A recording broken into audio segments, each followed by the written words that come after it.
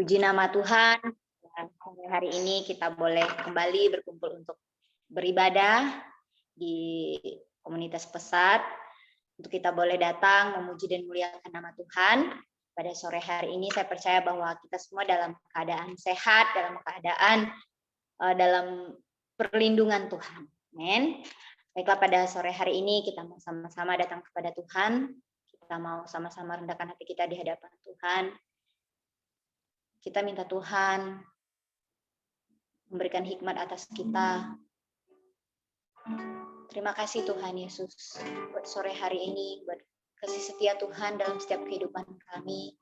Kami boleh ada sebagaimana kami ada. Itu semua bukti karena cinta kasih Tuhan dalam setiap kehidupan kami. Haleluya Tuhan. Terima kasih Bapa. Kita percaya bahwa setiap musim kehidupan akan selalu berganti dalam setiap kehidupan kita. Dalam setiap pelayanan kita, semua hal Tuhan izinkan terjadi. Tapi kita percaya bahwa Tuhan memberikan kita kekuatan. Tuhan memberikan kita kemampuan untuk kita boleh melewati setiap hal yang Tuhan izinkan terjadi. Terima kasih Tuhan Yesus, terima kasih Bapa. Kita sama-sama mengangkat pujian pada sore hari ini. Musim akan selalu berganti. Kasih Tuhan tetap abadi. Kita percaya bahwa Tuhan akan selalu setia menolong setiap kehidupan kita. Kapanpun, dimanapun kita berada. Terima kasih Tuhan Yesus. Terima kasih Bapak Yesus. Musim akan selalu berganti. Kasih Tuhan tetap abadi. Tak akan berubah sampai selamanya. Tetap percaya.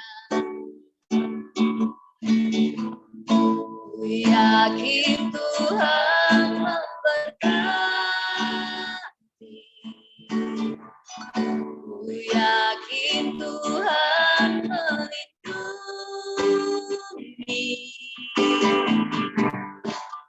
Burung di udara Tuhan pelihara, karena kasih-Nya. Kita angkat pujian ini dari awal. Musim akan selalu berganti. Musim akan selalu berganti. Kasih Tuhan tetap abadi. Tak akan berubah sampai selamanya. Tetap percaya. Ku yakin Tuhan memberkati. Ku yakin Tuhan memberkati. Ku yakin Tuhan melindungi. Ku yakin Tuhan melindungi.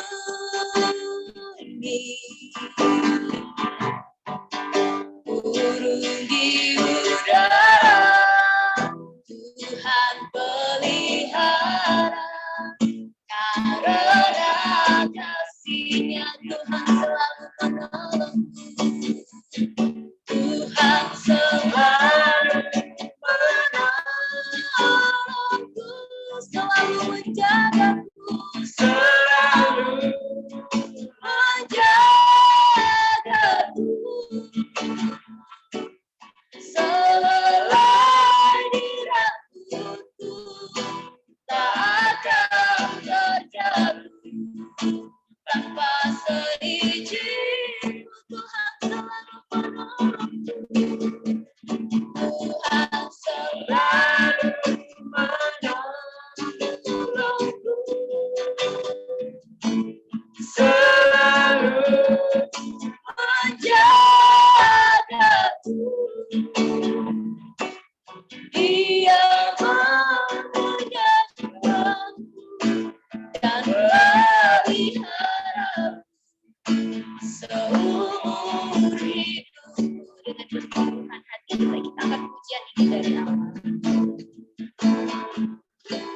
akan selalu berkati. Kasih Tuhan tetap abadi,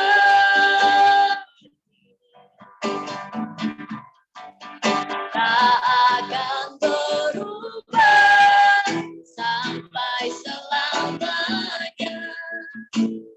Tetap percaya, ku yakin Tuhan memberkati, ku yakin Tuhan memberkati, ku yakin Tuhan melindungi. Burung di udara Tuhan pelihara, karena kasih-Nya Tuhan selalu menolongku. Tuhan selalu menolongku, selalu menjaga, selain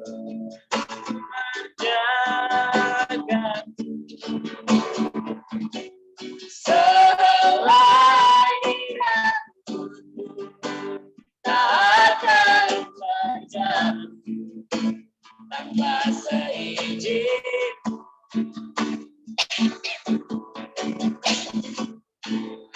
Selalu menolongku, selalu menjagaku.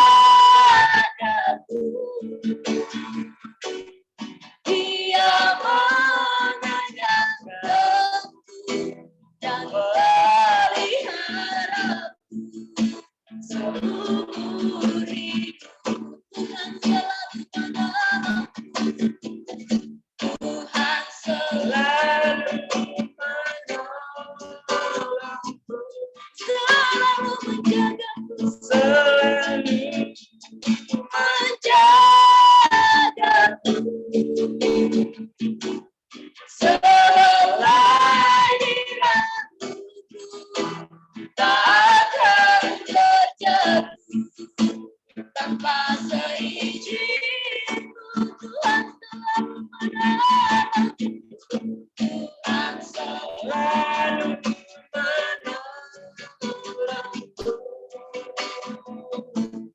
selalu menjagaku. Dia mengajarkanku dan meliharaku seumur hidup. Dia mengajarkanku, Dia mengajarkanku dan meliharaku seumur hidup. Dia mengajarkanku, Dia mengajarkanku dan meliharaku seumur hidupku.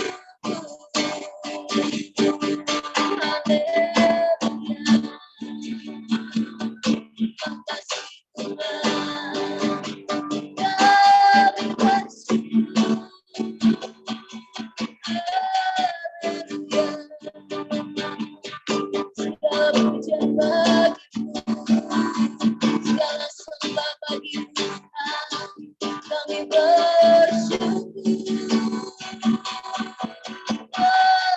Haleluya. Sungguh kami bersyukur. Terima kasih Yesus. Terima kasih Bapa. Haleluya.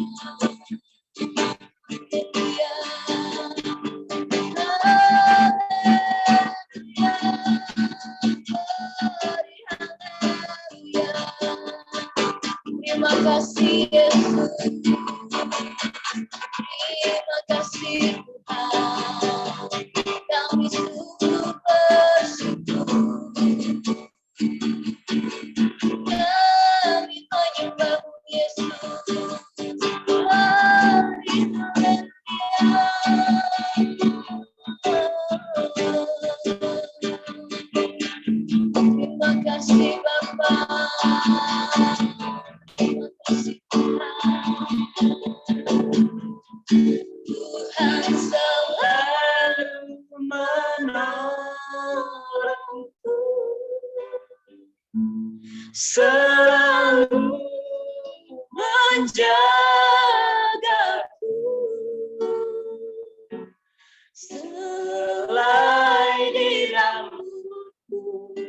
tak akan terjatuh tanpa seizin-Mu.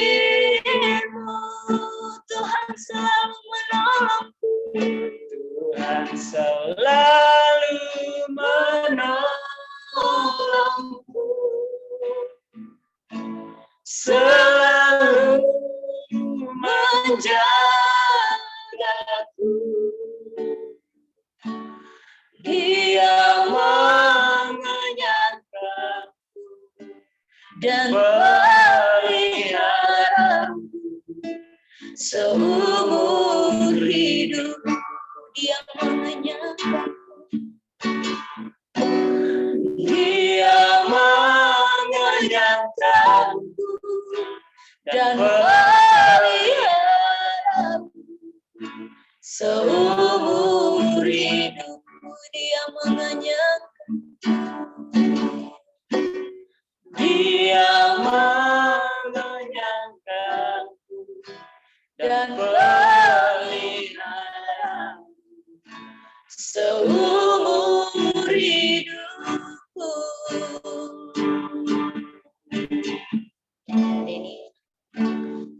Maha besar Engkau Allah kami, Bapa yang kami sembah di dalam nama Tuhan Yesus Kristus. Sungguh ya Tuhan, hati kami bersyukur di hadapan-Mu oleh karena kasih pemeliharaan Tuhan yang sungguh nyata di sepanjang hidup kami sampai saat ini.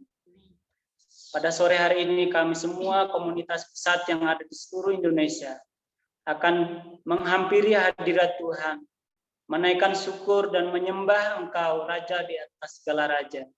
Karena itu ya Tuhan, di dalam kami beribadah sore hari ini, kami percaya Roh-Mu ada di tengah-tengah kami. Engkau melawat setiap kami dimanapun kami berada. Apapun yang kami alami hari ini, kami percaya Tuhan beserta dengan kami.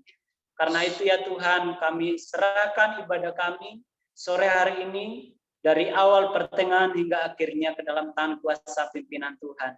Bahkan seluruh para pelayan yang terlibat, biarlah urapan kuasa otoritas dari Roh Kudus menyertai dan mengurapi hamba-hamba-Mu.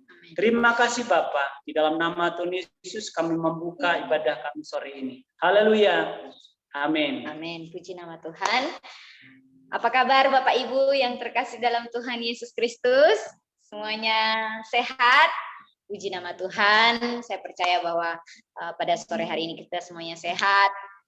Di mana-mana pun kita berada, dari pulau manapun kita pada saat ini, kita percaya bahwa kita selalu dalam lindungan Tuhan. Bahkan dalam tiap pelayanan kita percaya bahwa Tuhan selalu menjadikan kita lebih dari pemenang dalam setiap pelayanan kita. Amin.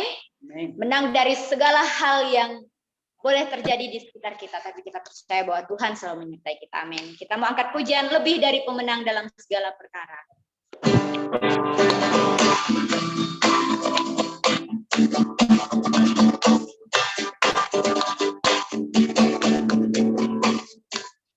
Dari pemenang dalam segala perkara, telah dikalahkan oleh kuasa karanya. Jika Allah di pihak kita, siapa dapat melawan?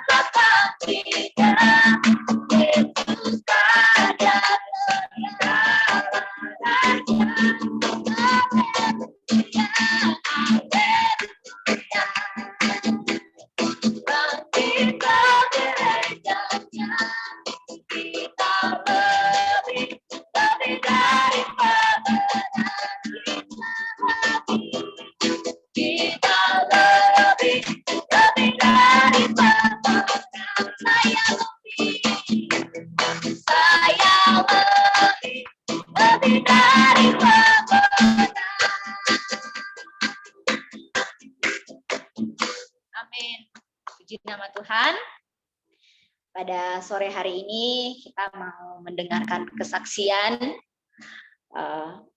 yang akan disampaikan oleh Ibu Juli Manurung. Kepada Ibu Juli Manurung saya persilahkan untuk menyampaikan kesaksian.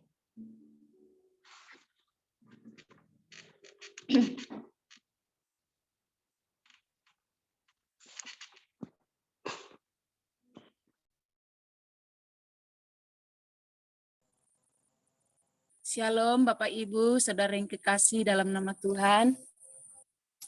Sore hari ini kita patut mengucap syukur kepada Tuhan karena kasih setia Tuhan, pertolongan Tuhan yang sungguh nyata dan luar biasa kita alami di dalam pelayanan kita masing-masing. Puji Tuhan buat kesempatan, bersyukur buat kesempatan yang diberikan kepada kami dari Klaster Toraja untuk membawa kesaksian di dalam ibadah kita pada sore hari ini. Sebelum saya menyaksikan bagaimana karya Tuhan di dalam pelayanan kami, perkenalkan nama saya Juliani Manurung. Saya asal dari Medan, Sumatera Utara. Saya sudah berkeluarga, suami saya orang Toraja, dan anak saya ada 2. Kami pelayanan di TK Kristen Shalom Terpadu, Kelurahan Padangiring, Kecamatan Rantetayo, Kabupaten Tanah Toraja, Sulawesi Selatan. Bersyukur kami ada 3 orang guru, 1 tim bersama dengan Ibu MC, Ibu Nita, dan saat ini saya akan menyaksikan bagaimana karya Tuhan, pertolongan Tuhan di dalam pelayanan di tempat ini. TK Kristen Shalom Terpadu masuk ke Tanah Toraja ini pada tahun 1992. Ya, ketika itu belum saya gurunya. Ya, mereka belajar di Kecamatan Rantetayo di samping kantor Kelurahan Rantetayo. Seiring berjalannya waktu, mereka tetap belajar di sana, tetapi pada tahun 2005, ya, ada sebuah gereja tetangga, Gereja Toraja, mereka membuka TK Kristen Shalom Terpadu, berdekatan. Jadi mau tidak mau kita harus mengalah, ya. Pemerintah bilang, ibu harus pindah dari tempat ini, cari tempat yang lain untuk belajar karena ada TK yang dibuka di samping sekolah kita. Tidak mungkin ada 2 TK dengan berdekatan seperti ini. Ya mau tidak mau kita harus mengalah. Jadi sejarahnya ini hanya sejarah ya Bapak Ibu, karena memang saya 2010 baru datang ke Toraja. Yang terus mereka pindah ke kelurahan yang lain, ya memang masih sama-sama kecamatan tapi kelurahan yang berbeda. Nah, mereka belajar di kolong rumah, ada seorang nenek punya rumah dan di kolong rumahnya itu bisa ditempati untuk belajar, ya dipakai untuk belajar. Beberapa tahun sejak 2005 mereka belajar di situ bersama dengan ibu gurunya, bersama dengan anak-anaknya. Bersyukur sekalipun mereka belajar di kolong rumah, tetapi tetap masih banyak murid yang Tuhan kirim untuk belajar di TK Kristen Shalom Terpadu. Nah, ketika tahun 2009, mereka pindah ke sebuah gedung SD yang ada beberapa gedung SD yang sudah tidak dipakai. Nah, mereka pindah di situ, pemerintah kasih salah satu gedung itu untuk ditempati belajar. Ini di depan saya ini sekarang ada di depan gedung yang sudah sekarang dipakai belajar. Nah, 2009, pas ketika 2010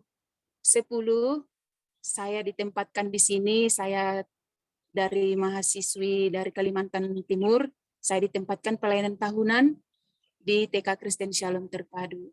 2009 saya datang 2010 saya datang sudah di TK yang ada di salah satu gedung SD yang dipakai untuk kami belajar. Ya, suatu saat ada kejadian, datang angin ya kencang, hujan deras, tidak disangka-sangka atap dari TK ruangan ini, atapnya ada 3 terlepas, ya, ditiup angin. Kami, teman saya, Ibu MC yang tinggal di situ. Ibu MC saya tinggal dengan mertua. Ibu MC telepon, Ibu, atap kita ini sudah bocor, keluar atapnya di angin kencang. Saya bilang, waduh Bu, Ibu hati-hati di sana. Tunggu besok pagi baru kita dipasang lagi atapnya kalau bisa, karena sudah lapuk juga kayunya. Tukang juga tidak berani lagi naik untuk pasang itu atap. Ibu bersabar saja, tunggu besok. Tetap berdoa Bu supaya hujan tidak datang lagi, karena kalau hujan deras datang lagi angin, mungkin semua atapnya akan keluar. Ibu mau bagaimana, tinggal di mana? Puji Tuhan, besok pagi saya menghadap ke Pak Camat. Kami bilang, Pak, bagaimana ini anak-anak TK mau belajar, gedungnya, atapnya sudah keluar, buku-buku sudah basah, lemari buku rak juga sudah basah. Tolonglah Pak, kasihani kami ini anak-anak bangsa Pak. Kalau pas kami nanti belajar, tiba-tiba ada sesuatu yang terjadi, pasti orang gurunya yang disalahkan. Karena lihat keadaan seperti ini Pak. Kemudian Pak Camat bilang, iya bisa Ibu. Bisakah Pak, itu gedung yang di samping kantor UPTD kan tidak dipakai untuk sementara, bisakah Pak kami belajar di sana untuk sementara sambil mencari gedung atau tanah? Beliau bilang, silakan Ibu, tidak apa-apa. Nah, puji Tuhan, kami pindah ke samping gedung yang pertama, kantor UPTD yang tidak dipakai lagi. Kemudian kami belajar selama 2 tahun, tetapi banyak guru-guru yang lain, SD, SMP yang keberatan. Katanya, kenapa itu kantor UPTD dipakai untuk TK? Memangnya yayasan tidak punya tanah kah, tidak punya uang kah untuk membangunkan gedung? Terus saya bilang, sabarlah Ibu, dari Pak Camat kan sudah izinkan kami di sini. Kemudian saya menghadap ke Pak Camat lagi, saya bilang, Pak, ada begini-begini dari guru SD, SMP, katanya gedung itu mau dipakai untuk rapat-rapat. Pak Camat bilang, kalau mau rapat bisa saja di kantor Camat, kenapa harus di gedung itu? Tapi saya bilang, iya Pak, bisakah tanah yang di samping UPTD itu kan kosong Pak, bisa itu satu gedung, bisakah Pak kami pakai pinjam sementara untuk membangun gedung supaya kami bisa pindah dari sini? Beliau bilang, silakan Ibu, kalau Ibu punya dana. Kalau dari pemerintah tidak akan mungkin Ibu, karena kami juga tidak punya uang untuk memberikan bantuan kepada TK. Kalau Ibu punya tanah, kalau Ibu punya uang atau yayasan, silakan.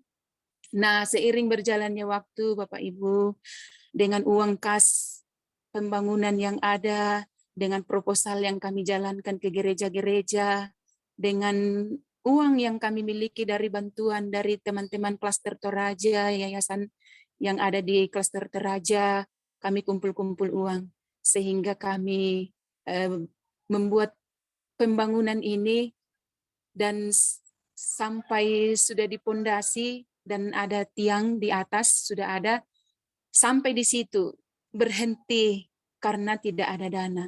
Habis semua uang, tinggal hanya iuran-iuran yang masuk dari anak-anak, dari orang tua murid. Tetapi kami tidak patah semangat, Bapak Ibu Saudara yang kekasih. Saya percaya kalau Tuhan yang akan memulai, Tuhan juga yang akan meneruskan dengan karyanya yang luar biasa. Pembangunan berhenti sesaat karena tidak ada uang. Kemudian tahun ajaran baru, tahun 2021, saya tiba-tiba ditelepon oleh dinas, bilang, Ibu, silakan ke kantor dinas, ada yang mau kami sampaikan. Kemudian saya pergi ke kantor dinas, saya tidak tahu apa yang mau disampaikan oleh dinas. Saya hanya berpikir, ya mudah-mudahan tidak ada sesuatu yang membuat saya, kesalahan saya, atau apakah ada kesalahan saya, mudah-mudahan saya tidak ditegur atau apa. Sampai saya di dinas, Pak Dinas bilang begini, Ibu bersedia tidak kalau Ibu mendapatkan dana alokasi khusus dari pusat? Saya bilang, wah bersedia Pak, berkat jangan ditolak. Iya, tapi syaratnya Ibu harus punya lahan. Ada tidak lahan? Saya bilang punya Pak, saya punya lahan. Saya bilang begitu. Oke, deal ya Ibu. Saya usulkan Ibu salah satu penerima dan alokasi khusus untuk tahun 2022 nanti baru cair.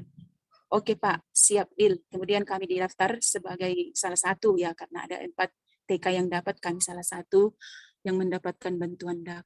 Kemudian Bapak Ibu Saudara kekasih, berjalan waktu tahun 2022, waktu bulan 4, saya kembali dipanggil ke dinas. Dinas berkata, Ibu bagaimana, siap untuk menerima DAP? Uang bentar lagi akan cair.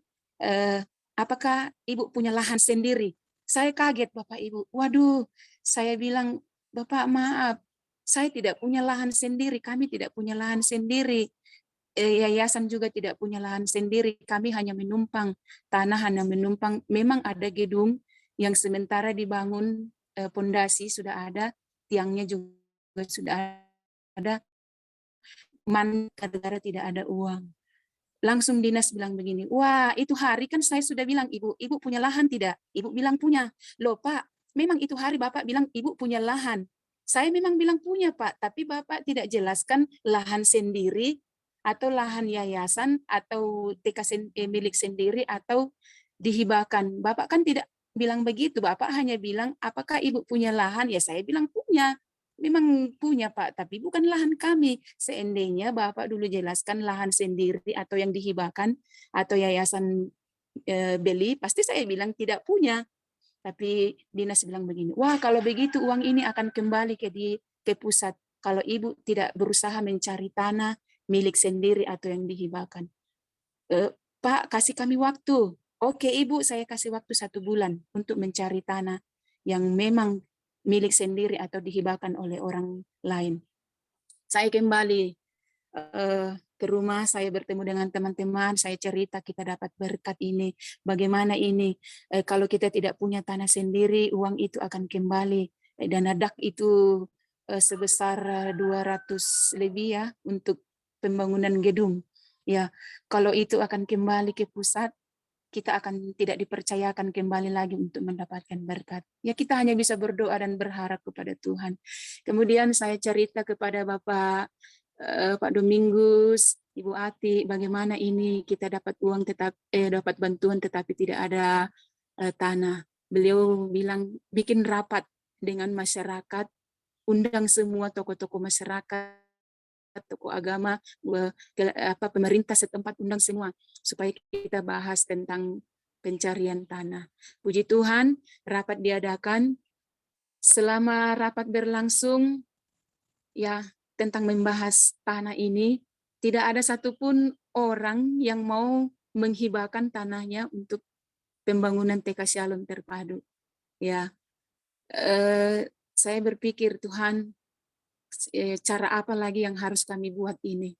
Rapat sudah dengan masyarakat, dengan orang tua, dengan pemerintah sudah diadakan pertemuan seperti ini. Berikanlah kami jalan ya Tuhan supaya dana DAK itu tidak kembali ke pusat. Kalau kami mau melanjutkan pembangunan yang terkendala itu, kami tidak punya uang dan tidak mungkin akan dikembalikan juga itu uang. Kami bingung, saya putus asa, saya bilang Tuhan, tapi kami berdoa Tuhan bukakanlah jalan. Kalau memang ini berkat Tuhan, Tuhan akan nyatakan kuasanya. Puji Tuhan, tinggal waktu sedikit, mungkin tinggal beberapa hari, tiba-tiba ada seorang ibu datang ke TK, bilang, Ibu, saya mau menghibahkan tanah saya untuk pembangunan gedung TK Shalom Terpadu. Saya kaget. Campur bahagia ya, campur senang sambil tidak percaya. Karena waktu rapat ibu itu juga ikut. Ya, dia tidak menghibahkan tanahnya, tidak kasih lah ya. Tapi beberapa hari mungkin ya Tuhan menggerakkan hatinya. sehingga dia datang sendiri yang memberikan tanahnya untuk kami. Beliau bilang, Ibu, ini ada tanah saya, biarlah dipakai, itu saya hibahkan untuk pembangunan TK. Kasihan itu anak-anak TK, kalau mereka tidak ada tempat untuk belajar. Kalau ada uang, bantuan, tetapi bantuan itu tidak diterima oleh karena tidak ada tanah. Biar saya hibahkan saja tanah dengan seluas 400 meter. Ya, saya bersyukur, kami bersyukur, terima kasih Tuhan, ini adalah jawaban Tuhan. Kemudian dinas telepon saya, Ibu, apakah sudah ada tanah dapat lengkap dengan sertifikat? Silahkan bawa ke kantor dinas dengan tulis surat hibah, lengkap dengan sertifikat sebagai pegangan untuk Ibu. Saya bilang, ada Pak. Besok saya ke dinas, puji Tuhan. Sampai saya ke dinas, saya bawa semua surat-surat yang sudah kami buat, surat hibah dengan sertifikat lengkap, dan puji Tuhan dinas setuju. Oke Ibu, minggu depan kami akan turun survei itu tanah untuk apakah layak untuk dibangun TK atau tidak. Dan berjalan waktu, dinas datang untuk memeriksa lahan yang ada. Beliau bilang, wah bagus ini tanah Ibu, strategis, bagus tempat untuk bermain, untuk belajar anak-anak. Puji Tuhan ada orang yang tergerak hatinya untuk menghibahkan tanah ke Ibu. Untung saja dana itu tidak kembali, untung masih ada waktu dikasih kalian untuk mencari tanah. Dalam hatiku, oh itu semua karena pertolongan Tuhan. Hampir kami sudah putus asa, tidak ada jalan. Mau membeli tanah, uang tidak ada. Dari yayasan juga, dari teman-teman klaster Toraja, dari orang tua murid juga tidak akan mungkin mampu untuk membeli tanah. Dan puji Tuhan, sekarang pembangunan sudah berjalan, sementara pemasangan atap, dan puji Tuhan sekaligus kita mendapat 2 gedung, bukan cuma 1 ya, sekaligus pemerintah pusat kita mendapatkan 2 gedung. Dan ini adalah suatu karya yang sungguh luar biasa. Apa yang tidak pernah kami pikirkan, apa yang tidak pernah timbul di dalam hati, semuanya itu Tuhan sediakan tepat pada waktunya. Ya, ketika kami bergumul untuk gedung, Tuhan untuk pembangunan gedung, ya Tuhan buka jalan, kasih pemerintah, kasih kita tanah, dan sementara membangun, tetapi mandek gara-gara tidak ada uang, tetapi bersyukur kita dapat DAK, dan salah satu syarat DAK itu adalah harus milik sendiri atau dihibahkan.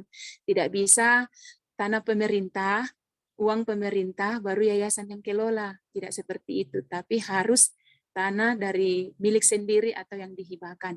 Ya, puji Tuhan, sekarang pembangunan sedang berlangsung. Doakanlah Bapak Ibu supaya pembangunan itu boleh selesai dengan baik, berjalan dengan baik, dan kami hanya terima kunci saja.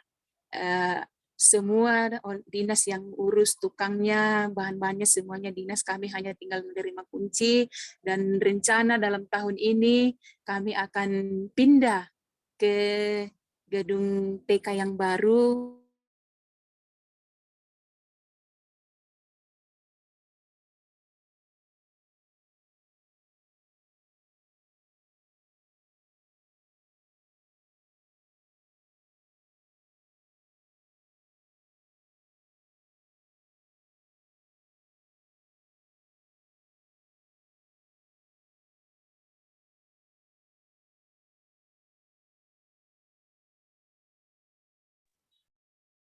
Halo, Bu Yuli? Cek. Oke, Bu Marmi, silakan. Puji nama Tuhan, kesaksian yang luar biasa yang dibawakan oleh Bu Juliani. Kiranya ini juga bisa menjadi motivasi untuk kita tetap terus setia di dalam melayani Tuhan. Apapun yang kita butuhkan, Tuhan menyediakan. Kita percaya bahwa saat kita sungguh-sungguh mengandalkan Tuhan, dimanapun seperti apapun jalannya, Tuhan pasti menyertai kita dan menolong kita. Amin. Puji nama Tuhan. Pada sore hari ini kita mau bersama-sama mempersiapkan hati kita untuk kembali diingatkan oleh kebenaran firman Tuhan. Mari kita bersama-sama merendahkan hati kita di hadapan Tuhan. Kita mau lebih lagi mengingat bahwa kebaikan Tuhan dalam setiap kehidupan kita. Kita percaya bahwa kita ada sampai hari ini, itu bukti bahwa Tuhan begitu mengasihi kita, mengasihi pelayanan kita, mencintai kita. Terima kasih Tuhan Yesus, terima kasih. Kita mau sama-sama angkat pujian, bagaikan bejana siap dibantu.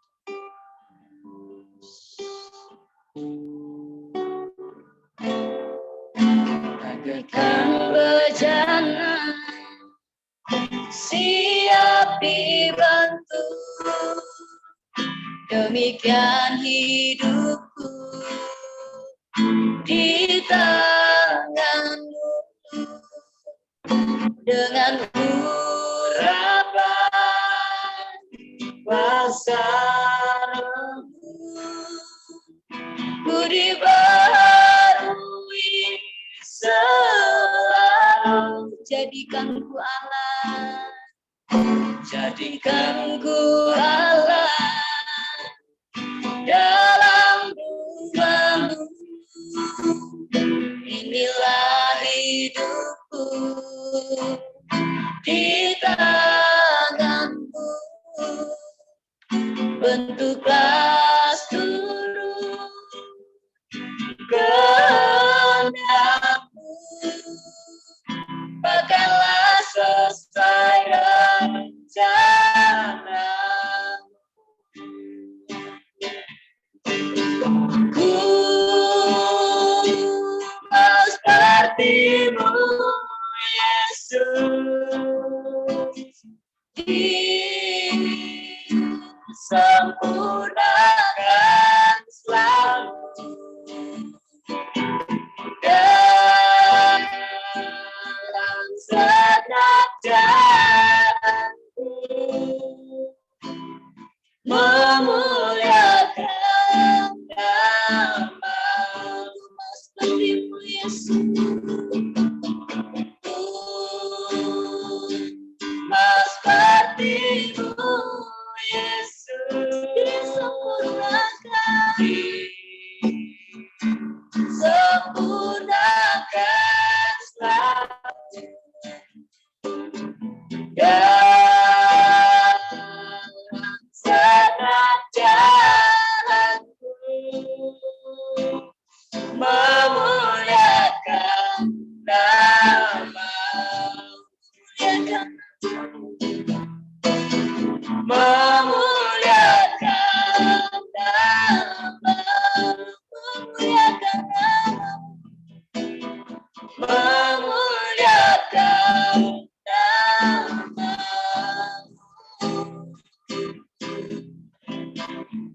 Kepada Pak Lili yang menyampaikan firman Tuhan, saya persilahkan. Bapa yang ada di surga, kami mengucap syukur untuk semua kasih anugerah-Mu yang melimpah bagi setiap kami. Kami bersyukur untuk pekerjaan-Mu yang Engkau kerjakan bagi setiap bagian kami masing-masing. Karena Engkau melihat, memandang kami Tuhan, adalah bagian menjadi biji mata-Mu Tuhan. Kami bersyukur dan kami percaya sepenuhnya karena Engkau mengizinkan kami untuk melayani, itu karena sungguh besar anugerah-Mu atas setiap kami Tuhan. Engkau percayakan pelayanan ini bagi bangsa ini Tuhan, bagi gereja-Mu Tuhan, karena besar kasih-Mu Tuhan terhadap kami. Kami bersyukur karena Engkau mengangkat kami menjadi anak-anak-Mu yang terus Tuhan boleh melayani dengan segenap hati. Tolong kami Tuhan untuk boleh melayani Engkau, melayani orang-orang di sekitar kami dengan kemurnian hati. Tolong kami ya Roh Kudus yang menuntun setiap kami, sehingga kami beroleh sepenuhnya, gambaran seutuhnya dari hati yang suci, yang murni yang Engkau berikan untuk kami boleh teladani. Terima kasih Bapa. Mengucap syukur di dalam nama Yesus kami berdoa. Haleluya. Amin. Salam Bapak Ibu Saudara sekalian yang dikasihi Tuhan. Bersyukur kepada Tuhan untuk hari ini saya membagikan satu perenungan yang memang beberapa waktu ini saya bergumul untuk mendapat apa yang Tuhan mau dalam hidup saya. Dan dari tugas yang dapat di hari ini saya membagikan tentang melayani dengan hati murni. Sebenarnya beberapa waktu yang lalu juga saya sangat bergumul mengenai kemurnian hati, karena ini kita pandang sesuatu hal yang sangat sulit, ya, kemurnian hati untuk kita terus mengejar itu dan mengusahakan itu. Dan beberapa waktu yang lalu saya mendapatkan satu bagian yang sebenarnya gambaran utuh itu hati yang murni itu kita dapatkan di dalam pribadi Tuhan itu sendiri. Tetapi kita sebagai anak-anaknya, kita bisa belajar dari kemurnian hati Tuhan. Nah, berbicara tentang hati Tuhan, mari saya ajak kita semua melihat slide-nya. Silahkan Mbak Rina bisa tolong bagikan slide-nya.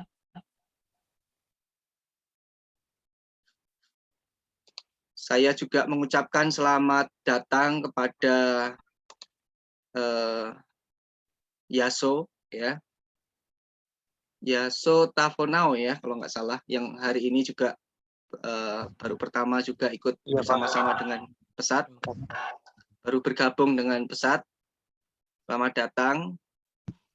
Kita bersama-sama beribadah dari Sabang sampai Merauke bersama dengan rekan-rekan hamba Tuhan di Pesat. Baik, judulnya adalah melayani dengan hati murni. Nah,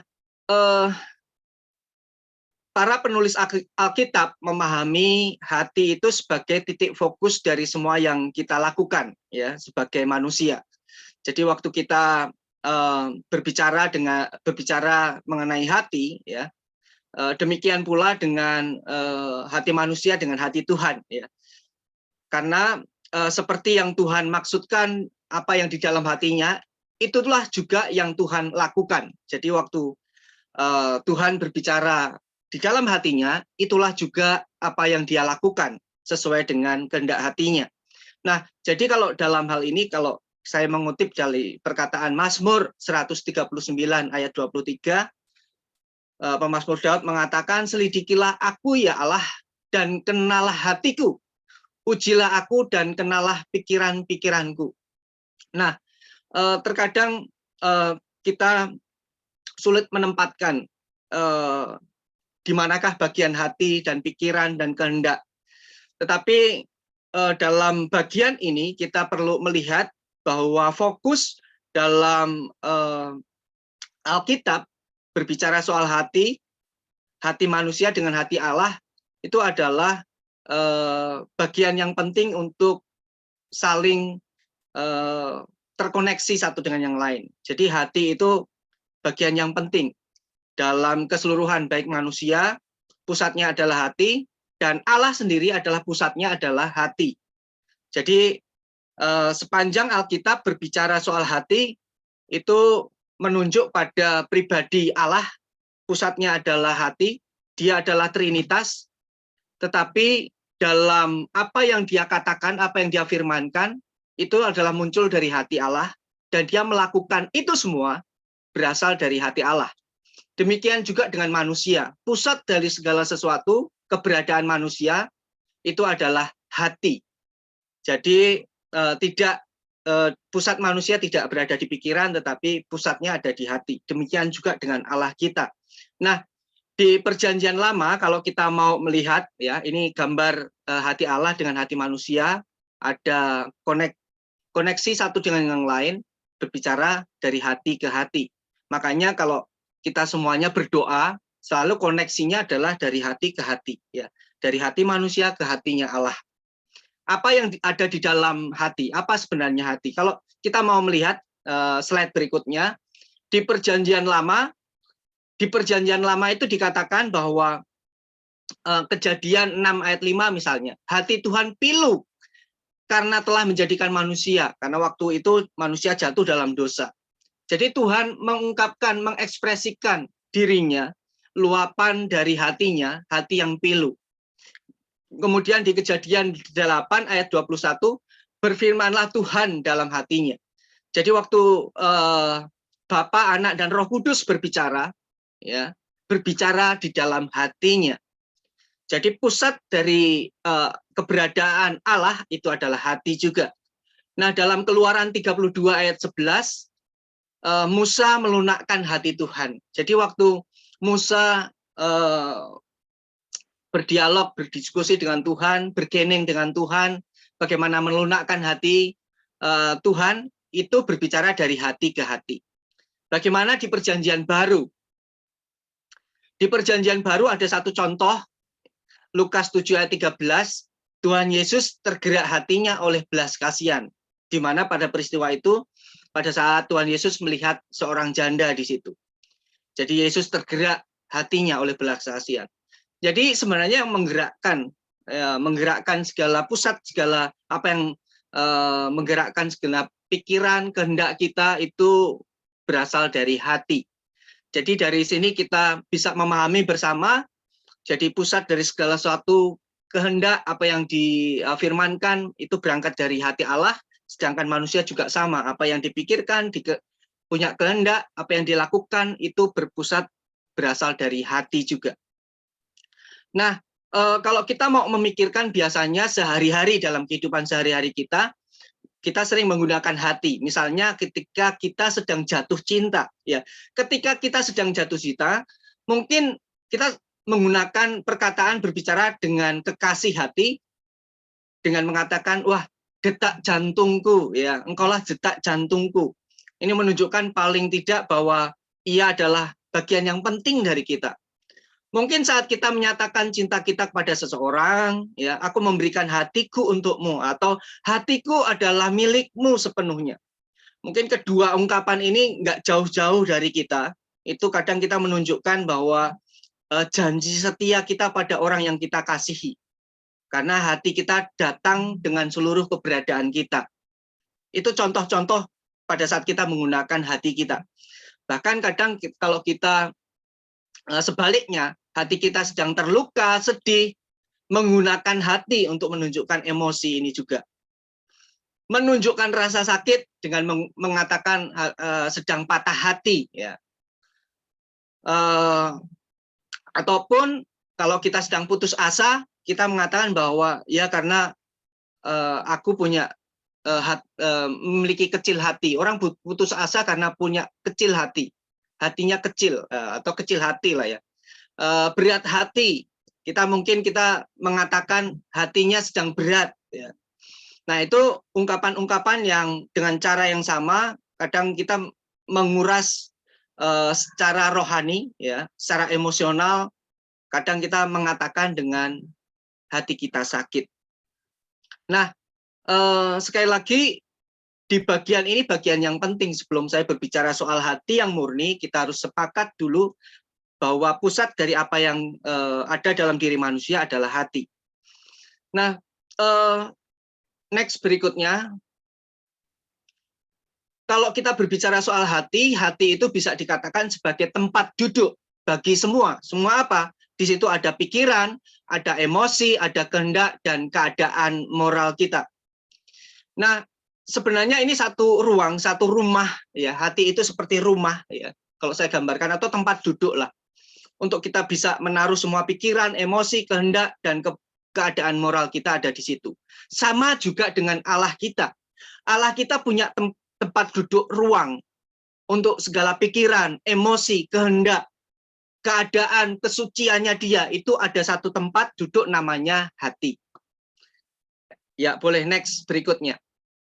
Nah, kalau kita mau berbicara soal hati yang murni, biasanya orang mengatakan, hati yang dimurnikan, ya biasanya itu cenderung kepada satu proses, dimurnikan.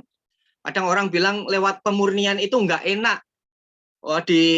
Digesek sana sini, ya dipanaskan untuk tahu kemurniannya. Orang biasa menggambarkan dengan emas yang dimurnikan dan sebagainya macamnya. Nah, sebenarnya kata courage, keberanian dalam bahasa Inggris, ya berasal dari bahasa Perancis dan bahasa Latin. Keduanya berarti hati. Jadi kalau kita membicarakan mengenai soal hati, di dalamnya ada unsur keberanian. Ini tidak bisa dipisahkan. Jadi hati ini menuntut satu tindakan, satu juga sikap keberanian. Jadi keberanian secara harafiah berarti kekuatan hati yang melibatkan tekad mental dan emosional. Jadi bukan hanya stamina fisik ya. Ini berbicara soal kekuatan hati.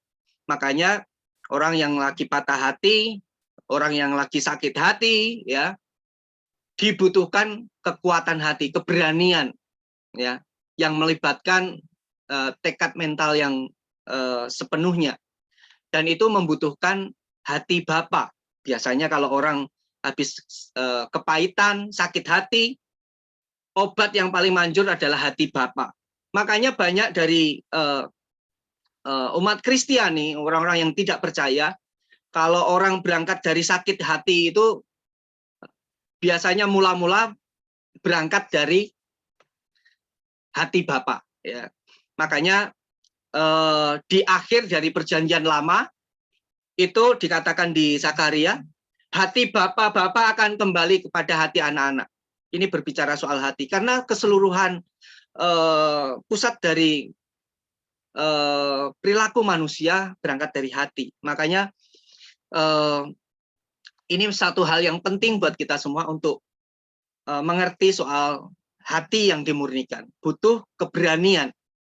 Pada saat kita sakit hati, kita butuh hati Bapa untuk menyembuhkan. Saat hati kita pahit, kita butuh hati Bapa untuk menyembuhkan. Jadi ini penting sekali. Interkoneksi antara hati manusia dengan hati Bapa. Nah, berikutnya, ketika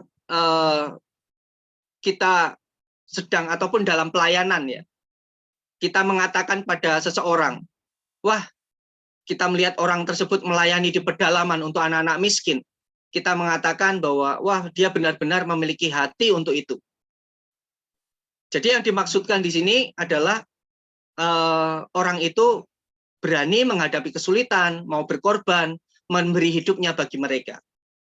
Ataupun waktu kita sedang mendorong orang lain, seseorang untuk berani, kita berani mendorong orang lain untuk mengatakan, taruh hatimu dalam pelayananmu. Ya. Itu kita sedang memberikan, mendorong orang tersebut untuk berani memberikan hatinya, sepenuh hatinya di dalam pelayanan itu. Jadi semua ekspresi itu mewakili suatu keberanian. Nah, makanya kalau kita mau berbicara soal kemurnian hati, itu berbicara soal bagaimana kita memiliki tekad keberanian untuk melangkah, untuk dimurnikan. Makanya saya tidak berbicara soal bagaimana hati manusia yang murni itu seperti apa, tetapi nanti kita akan berbicara bagaimana kemurnian hati Tuhan, untuk kita bisa belajar dari kemurnian hati Tuhan. Karena banyak kemurnian hati Tuhan, manusia mencemooh kemurnian hati Tuhan. Manusia sering mempertanyakan kemurnian hati Tuhan. Nah, ini penting bagi kita.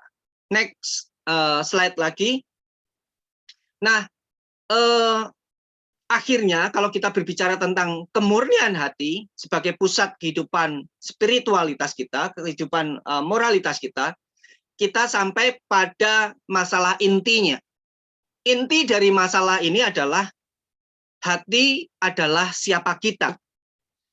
Jadi waktu kita berbicara hati yang murni, sebenarnya kita sedang membicarakan suatu persoalan yang inti masalahnya di mana?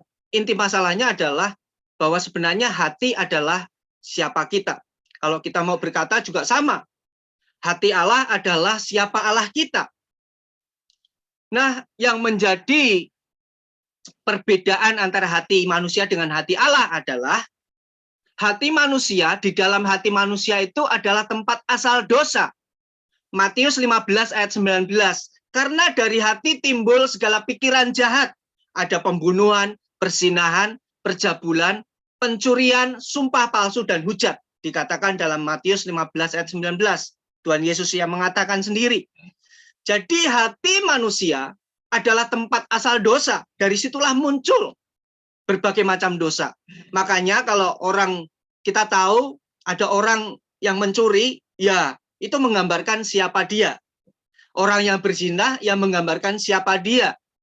Di dalam cerita-cerita di Alkitab banyak dimunculkan tokoh-tokoh, ya, tokoh-tokoh, seorang perempuan yang kedapatan berzina, kemudian seorang yang kedapatan yang memungut cukai, ya, digambarkan tokoh-tokoh yang seperti itu. Nah, karena ini serius bagi kita, di balik itu hati adalah tempat tahta Kristus di dalam orang percaya. Jadi ada dua bagian di dalam hati manusia. Satu, hati adalah tempat asal dosa, tetapi yang kedua adalah hati adalah tempat tahta Kristus di dalam hidup orang percaya. Dikatakan Roma ayat 10 ayat 10. Karena dengan hati orang percaya dan dibenarkan, dan dengan mulut orang mengaku dan diselamatkan. Jadi ini dua hal yang sangat sulit bagi manusia untuk memurnikan hatinya, untuk membelah antara mana hati sebagai tempat asal dosa dan membelah mana hati yang adalah tempat tahta Kristus berada. Makanya dalam hal ini kita sering bergumul mengenai bagaimana memurnikan hati. Jadi ini satu hal dorongan yang kuat bagi setiap kita. Kenapa kita perlu memurnikan hati? Karena ada dua hal dalam hati kita. Satu adalah hati sebagai tempat asal dosa. Yang kedua adalah hati adalah tempat tahta Kristus berada. Maka diperlukan hati yang murni. Kalau memurnikan hati, itu akan muncul hati kita akan sepenuhnya menjadi tahta Kristus. Tapi kalau kita tidak mau dimurnikan, berarti hati kita dikuasai oleh dosa. Nah, next slide berikutnya. Nah, di Amsal 4 ayat 23, jagalah hatimu dengan segala kewaspadaan, karena dari situlah terpancar kehidupan. Dari sini sudah jelas bahwa pusat dari segala sesuatu manusia, keberadaan manusia adalah hati. Ya. Jadi kalau kita mau lebih clear lagi, sederhananya, kalau kita mau katakan ini dengan sederhana, kalimat sederhana adalah apa yang ada di dalam hati kita adalah siapa kita di hadapan Tuhan. Jadi kalau kita mau menelaah hati kita, semua orang nggak tahu hati kita seperti apa. Kita kemarin berbuat apa, kita kemarin beberapa tahun melakukan apa, tidak ada orang yang tahu.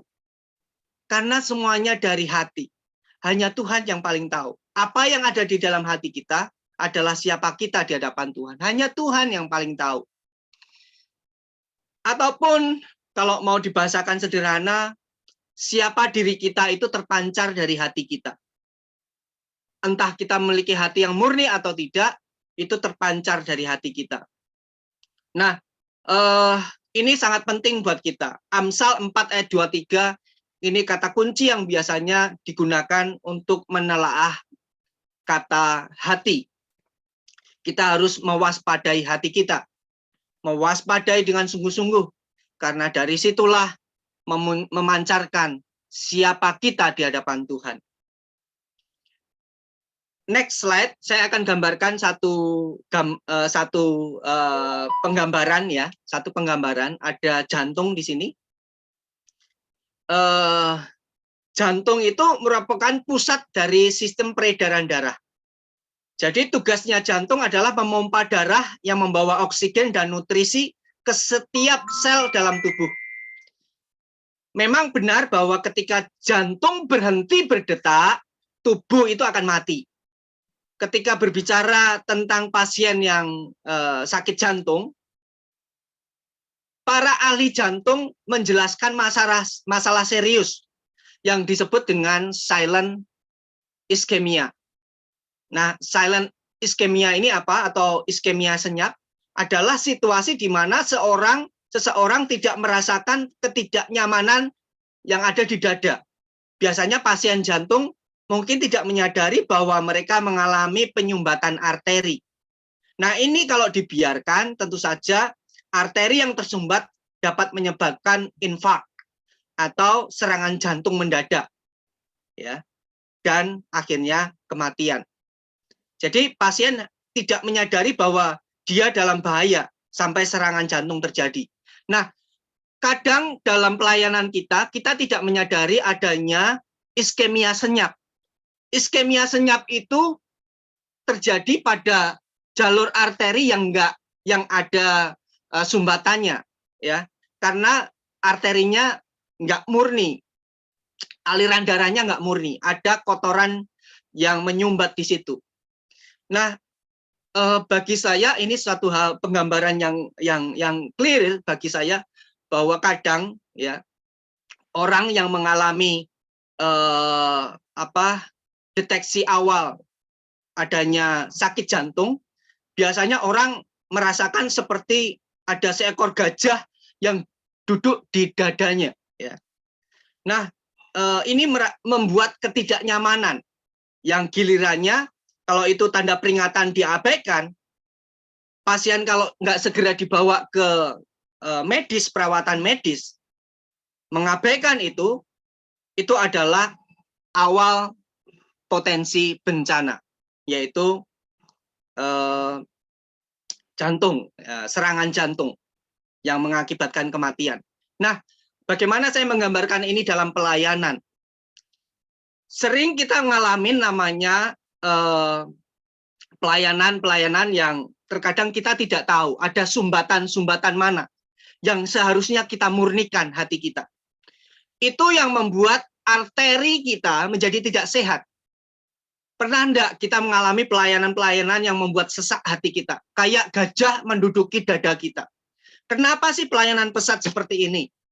Ada yang mengatakan, kenapa administrasinya enggak beres? Mungkin orang ini ahli dalam administrasi sehingga ia mengatakan itu.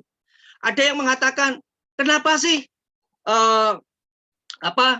penginjilan pesat kok tidak meledak atau apa? Mungkin orang yang mengatakan itu adalah seorang penginjil.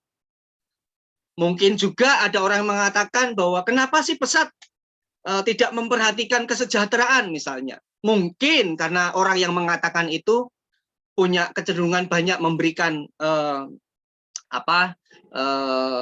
kebaikan bagi banyak orang, membagikan segala sesuatu, memiliki kemurahan hati. Tapi sebenarnya masalahnya adalah sumbatan-sumbatan itu terjadi karena apa? Karena tidak memiliki kemurnian hati. Punya unsur adalah menyalahkan orang lain, menyalahkan lembaga, dan sebagainya. Nah, kadang di dalam pelayanan juga seperti itu. Entah itu dalam berbagai macam organisasi, lembaga, apapun, terjadi persoalan-persoalan seperti itu apa? Karena disebabkan adanya sumbatan-sumbatan.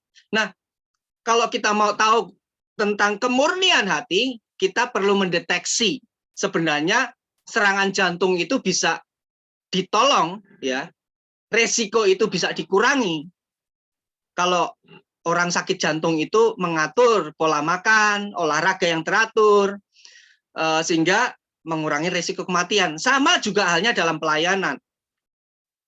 Demikian dalam pola pelayanan kita, Daud sendiri pernah berkata, next slide selanjutnya. Daud sendiri pernah berkata, jadikan hatiku tahir atau murni, ya Allah, dan perbaharuilah batinku dengan roh yang teguh.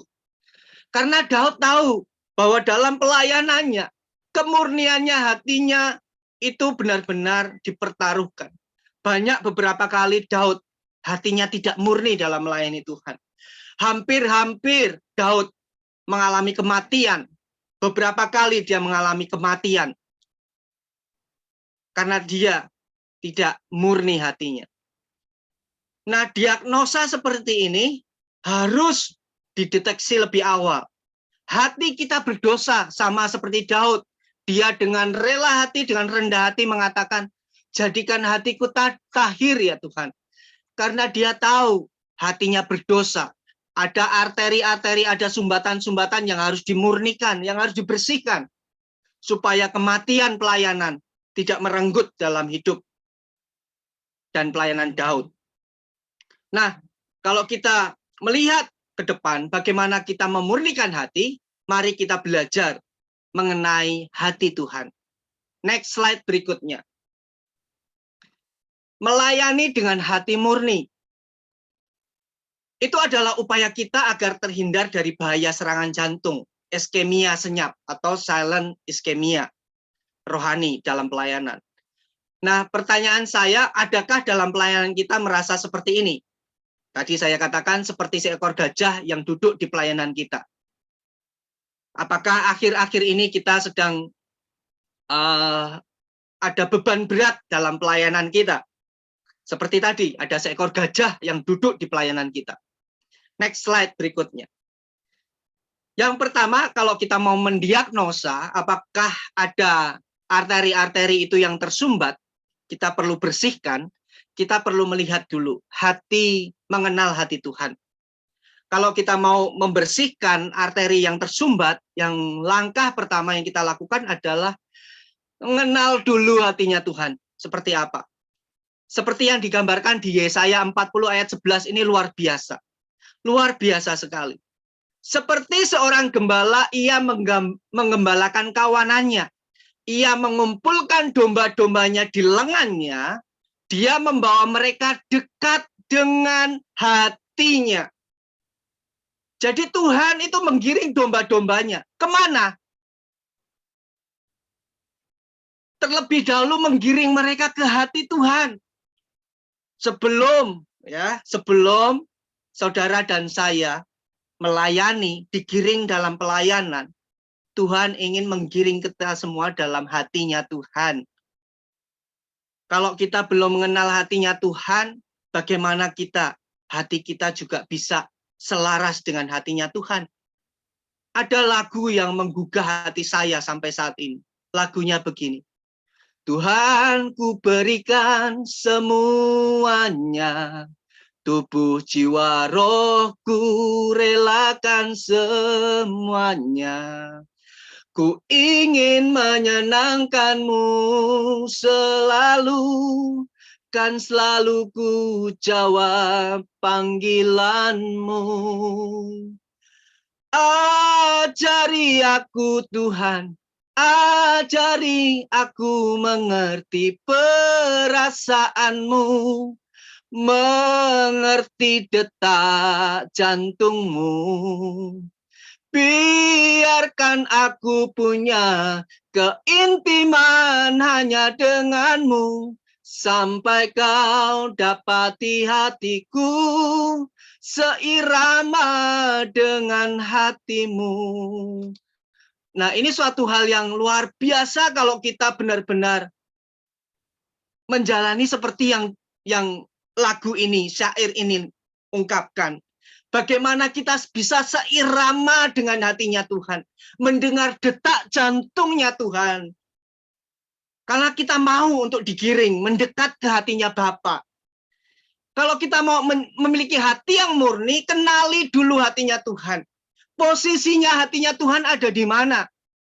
Kalau kita memberikan waktu, tempat buat hatinya Tuhan, setiap waktu, setiap saat kita tahu bahwa waktu dan tempat di mana kita bisa menikmati hadirat Tuhan, disitulah tempatnya kita mengenal hati Tuhan. Tuhan tidak ditemukan dalam pelayanan, tidak. Tuhan tidak ditemukan dalam keluarga, tidak. Tetapi Tuhan ditemukan pertama-tama adalah pada saat kita betul-betul bersama, berdua mengenal hati Tuhan. Pada saat kita mengenal hati Tuhan bersama Dia, maka kita akan mengenal Tuhan dalam keluarga kita, mengenal Tuhan dalam pelayanan kita. Jadi ini satu hal yang paling mendasar buat kita. Kenali dulu hati Tuhan. Kita peka akan detak jantungnya Tuhan. Kalau Tuhan berkata sesuatu, pasti ada sesuatu yang Dia mau kerjakan dalam hati kita. Makanya saya mengajak kita semua, kenali hatinya. Agar kita sebagai domba-dombanya dekat dengan hatinya. Yang kedua berikutnya, slide berikutnya. Yang kedua adalah menjalankan kehendak Tuhan. Kalau kita mau dimurnikan oleh Tuhan, hati kita mau dimurnikan, kita harus menjalankan kehendak Tuhan. Sama seperti Tuhan Yesus datang ke dunia. Makananku adalah menjalankan firman, menjalankan kehendak Tuhan, kehendak Bapakku. Kalau saya mau ambil dalam Yeskiel 11 ayat 19 dikatakan, aku akan memberi mereka satu hati dan aku akan menaruh semangat baru dalam mereka. Semangat baru dalam mereka. Nah, kalau kita mengenal hati Tuhan, bagaimana Tuhan? Supaya aku memiliki hati yang murni seperti hatimu Tuhan. Minta saja. Karena dikatakan di Yeskiel, aku akan memberi mereka satu hati. Jadi satu hati, hatinya Tuhan dan hatinya kita itu bersatu, berpadu. Dan aku akan menaruh semangat baru. Kenapa kita pelayanan nggak loyo, pelayanan kita aras-arasan, ya, nggak aras-arasan, pelayanan kita tetap semangat. Karena apa? Hati Tuhan dan hati kita berpadu, satu hati. Seperti lagu tadi. Makanya kita tidak mendengar lagi, wah pelayanan saya kok seperti ini, saya udah patah semangat dan segala macamnya. Karena apa? Hatinya tidak berpadu dengan hati Tuhan. Dikatakan selanjutnya, aku akan mengeluarkan hati batu dari tubuh mereka, dan aku akan memberikan mereka hati yang lembut. Nah, kadang kesulitan Tuhan untuk memurnikan hati manusia adalah hati manusia itu hati yang membatu. Bagaimana hati yang membatu itu bisa dimurnikan? Sulit kalau manusia memiliki hati yang batu. Tetapi Tuhan, karena anugerah, kasih karunia-Nya, Tuhan sendiri yang akan mengubahkan hati batu itu untuk diberikan, diubahkan kepada mereka menjadi hati yang lembut. Asal kita mau satu hati dengan hatinya Bapa. Nah, ini penting bagi kita. Beberapa kali di Alkitab contohnya juga kita lihat di Perjanjian Lama, berapa kali Tuhan mengeraskan hati Firaun. Hatinya sekeras batu. Bangsa Israel mau keluar dari Mesir, berapa kali hati Firaun keras sehingga beberapa kali Tuhan buat tulah bagi tanah Mesir. Jadi hati Tuhan digunakan pertama kali. Ini menunjukkan kehendak Tuhan. Jadi kalau kita tahu pertama kali hatinya Tuhan itu seperti apa, itu kita bisa melihat dari kehendak Tuhan. Orang bertanya, bagaimana hatimu itu Tuhan? Bagaimana hatimu yang murni itu Tuhan? Kita bisa tahu hatinya Tuhan dengan satu cara, yaitu apa? Kita mengenal kehendak Tuhan dan kita akan menjalankan kehendak Tuhan. Hanya itu satu-satunya cara kita mengenal hati Tuhan, yaitu bagaimana kita menjalankan kehendak Tuhan. Sama seperti Yesus menjalankan kehendak Bapanya di atas bumi. Sehingga Yesus tahu hati Bapanya bagi Tuhan Yesus sendiri. Next. Slide berikutnya. Murni itu sama dengan kehendak Tuhan yang memotong dua arah. Ini sangat sulit bagi kita sekali lagi. Karena kehendak Tuhan itu ada dua. Yang pertama adalah dia menikmati kebersamaan dengan umatnya, dengan berkat-berkatnya, dengan anugerahnya, dengan kebaikannya. Tetapi arah yang kedua adalah dia menghakimi manusia yang berdosa dan dosa orang-orang yang tidak percaya. Ini juga sulit bagi Tuhan sendiri. Sama seperti hati manusia tadi.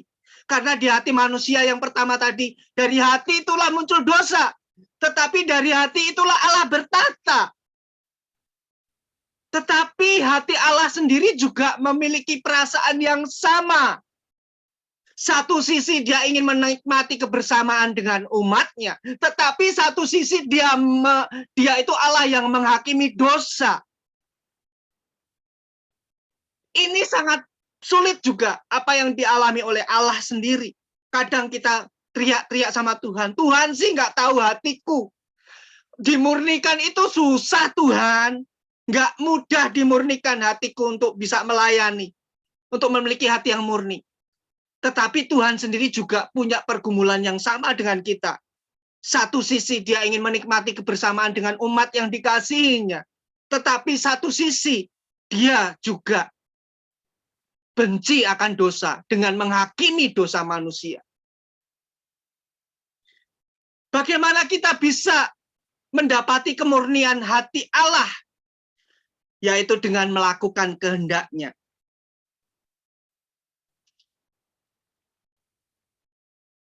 Next slide berikutnya. Jadi kalau kita tahu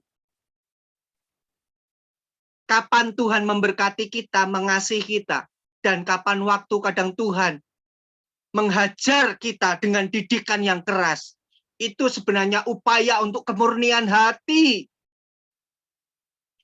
Allah menjaga kemurnian hatinya, bahwa umat yang dikasihnya itu diberkati. Tetapi satu sisi Allah juga menghakimi manusia karena manusia berdosa. Tetapi kita juga perlu memahami bahwa segala yang datangnya dari Tuhan itu semua kehendak Allah. Kehendak Allah yang harus kita lakukan. Yang ketiga, kita harus tahu selaras, tahu rencana masa depan Tuhan. Kehendak Tuhan itu selalu masa depan yang terbaik buat kita. Kalau kita mau memiliki hati yang murni, tadi dikatakan bahwa Tuhan mengasihi kita, ingin bersama dengan kita. Iya, tapi satu sisi Allah benci dengan dosa. Iya. Tetapi kita harus tahu bahwa rencana Tuhan bagi kita semua itu adalah baik. Tidak pernah mencelakakan kita. Meskipun Tuhan menghakimi umat-Nya, di perjanjian lama banyak sekali umat Israel dihakimi dengan banyak sekali mereka yang mati di padang gurun, mereka yang tidak taat kepada Tuhan. Apakah Allah kita jahat? No, tidak. Tetapi itu membuktikan kemurnian hati Allah. Mana umatnya yang taat, yang setia, dan mana yang tidak. Sama juga kita tahu bahwa semuanya rencananya itu pasti baik buat umat Israel. Tidak ada yang jahat bagi rencana Tuhan di masa depan. Dikatakan di Yesaya 14 ayat 27, sebab Tuhan yang Maha Kuasa telah berkehendak, dan siapakah yang dapat menggagalkannya? Kalau Tuhan sudah berkehendak, manusia tidak dapat menggagalkannya. Kalau orang bilang rencana Tuhan bisa digagalkan manusia, no, tidak. Yesaya sangat jelas sekali mengatakan, kalau Tuhan sudah berkehendak, siapakah yang dapat menggagalkannya? Karena rancangan Tuhan, rencana Tuhan itu baik dan tidak pernah gagal. Bahkan manusia sekalipun tidak akan pernah bisa menggagalkan rencana Tuhan. Nah, berhubungan dengan selaras rencana masa depan Tuhan, kita harus menyelaraskan pelayanan kita. Untuk memiliki hati yang murni, kita harus menyelaraskan bahwa semuanya itu masa depan yang Tuhan sudah rancangkan buat kita semua, itu baik. Meskipun prosesnya nggak enak. Kita tahu bahwa dalam kisah-kisah dalam perjanjian lama, kita tahu bahwa hati Tuhan berbicara soal rencana ke depan. Ada satu tujuan.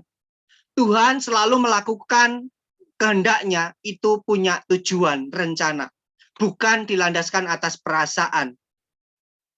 Salah satu pertimbangan yang harus dipikirkan setiap hamba Tuhan adalah di mana Tuhan ingin saya tinggal. Next selanjutnya, pertanyaan di nomor 3 ini.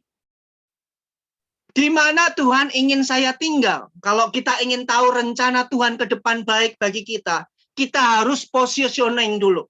Kita harus memposisikan diri kita tahu bahwa tujuan Tuhan itu bagi kita baik. Jadi kita tahu di mana Tuhan ingin saya tinggal. Kadang kita mengambil tempat-tempat yang seharusnya Tuhan tidak inginkan kita tinggal di situ. Mungkin beberapa hari ini perlu kita tanyakan pada diri kita masing-masing untuk menanyakan kemurnian hati kita. Jangan-jangan kita melayani di tempat, di bagian kita masing-masing, tetapi Tuhan tidak ingin kita ada di situ. Ataukah kadang Tuhan ingin kita tinggal di satu tempat, tetapi kita menolak panggilan itu untuk kita mau tinggal bersama Tuhan di tempat itu. Di tempat melayani, banyak hal yang kita bisa kerjakan di bagian masing-masing. Ada orang ditempatkan menjadi bagian tertentu, dan kita perlu menanyakan, apakah Tuhan ingin saya tinggal di situ? Itu supaya menjaga kemurnian hati kita. Saya dan saudara ditempatkan dalam satu posisi yang penting misalnya. Kita harus memurnikan itu bahwa sebenarnya di mana Tuhan ingin saya tinggal, di situ saya ada.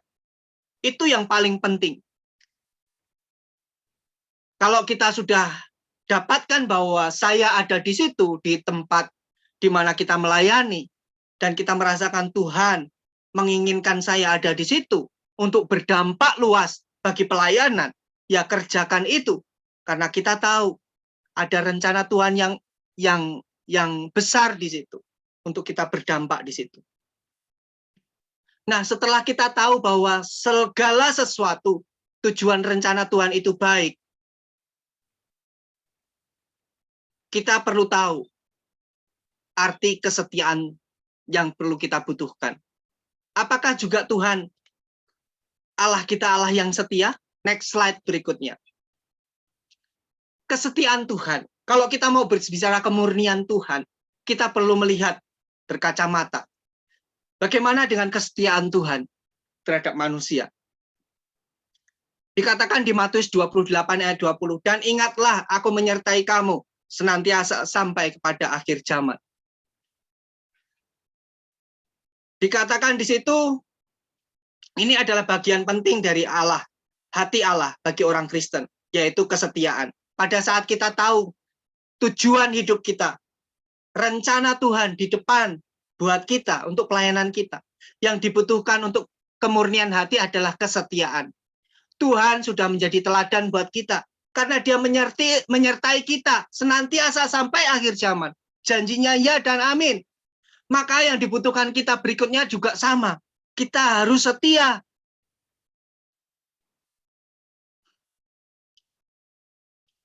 Kita memiliki salah satu pernyataan besar hati Tuhan di awal perjanjian lama ketika Nuh mempersembahkan kurban bakaran kepada Tuhan. Setelah terjadinya air bah, dikatakan Tuhan Allah Yahweh dikatakan di situ, dan Tuhan mencium aroma yang menenangkan dan berkata kepada dirinya sendiri dalam hatinya sendiri, aku tidak akan pernah lagi mengutuk tanah karena umat manusia, meskipun kecenderungan hati umat manusia adalah jahat sejak kecil. Aku tidak akan pernah lagi menghancurkan segala sesuatu yang hidup seperti yang baru saja aku lakukan. Di Kejadian 8 ayat 21. Itu adalah bukti kesetiaan Allah kita. Dia merayakan itu. Merayakan janjinya. Dia menikmati janjinya dengan Abraham. Maksudnya Allah dengan Nuh waktu itu, maaf ya. Allah dengan Nuh dengan bentuk ada pelangi di sana. Jadi waktu itu adalah celebration pertama Allah dengan manusia. Karena apa? Menikmati janjinya, janji kesetiaannya. Nah, pernah enggak kita selalu celebrate dengan kesetiaan kita dengan pelayanan kita? Dengan Yayasan Pesat, mungkin ada yang merayakan, wah sudah 25 tahun pelayanan bersama Pesat. Celebrate. Bukan hanya itu, setiap waktu, setiap saat mungkin kita bisa mengenang lagi. Saya melayani Tuhan bersama-sama dengan lembaga ini. Saya rayakan bahwa saya benar-benar menikmati perjanjian ini. Pada saat dulu ingat pertama kali menyerahkan hidup bersama Tuhan. Ya Tuhan, saya mau melayani Tuhan. Lewat pelayanan Pesat ini Tuhan. Dan ingat cinta mula-mulanya pada saat saya pertama kali bertobat lewat pelayanan Pesat. Ada Bapak A, ada Bapak B yang mementoring saya pada saat saya bertobat. Itu juga yang saya rasakan. Selalu saya ingat cinta mula-mula saya. Nah, kapan terakhir kali cinta mula-mula pada saat kita menikmati janji pelayanan kita? Seperti hanya Allah menikmati janjinya bersama Nuh dengan dalam bentuk pelangi yang ada di atas. Jadi, hati yang murni itu mengandung kenikmatan janji. Seperti suami dan istri, ada janji pernikahan yang selalu dinikmati, dirayakan. Seberapakah kita menikmati janji setia kita akan panggilan Tuhan dalam hidup kita? Atau tadi dikatakan berapa kali akhir-akhir ini kita memiliki ya dalam pelayanan bersama pesat, merasakan kembali kenikmatan-kenikmatan, sehingga kita rayakan janji setia kita bersama Tuhan. Bagikan itu kepada anak-anak kita, bahwa papa mama sudah melayani bersama pesat sekian tahun. Ayo kita rasakan, ayo kita rayakan. Ya. Itu adalah kemurnian hati. Untuk menjaga kemurnian hati, kita perlu merayakan kenikmatan janji pelayanan kita. Yang kelima, yang terakhir.